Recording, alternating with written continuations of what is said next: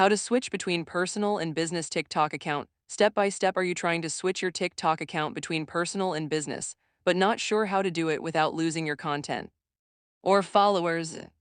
In the next 2 minutes, I will walk you through the exact steps to switch both ways safely and officially. Let us get right into it. Hey everyone, welcome back. Today we are covering exactly how to switch between a personal and business TikTok account in 2026.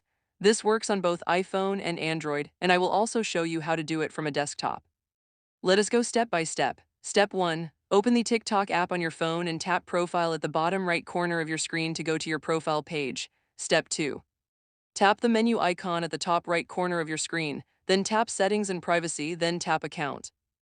Cloak. Step 3. Switching from personal to business. Tap Switch to Business Account. TikTok will then ask you to select a category that best describes your account. Choose the one that fits your brand or niche, then tap Next to complete the process. Cloak. Your account is now a business account, and you will immediately see new features unlocked on your profile. Step 4. Switching from business back to personal. Follow the exact same steps. Go to Profile, tap the menu icon, tap Settings and Privacy, tap Account, and this time select Switch to Personal Account instead. Cloak. The switch happens instantly. Step 5. If you prefer to do this from a desktop, go to TikTok.com and log into your account. Click your profile icon, go to Settings, then Account, and you will find the same Switch to Business Account or Switch to Personal Account option right there.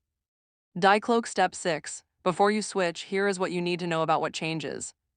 Business accounts give you access to the commercial music library, TikTok advertising tools, business analytics, and the ability to add contact information and a website link to your profile. TikTok business accounts are always public, meaning anyone on TikTok will be able to see your posts after switching.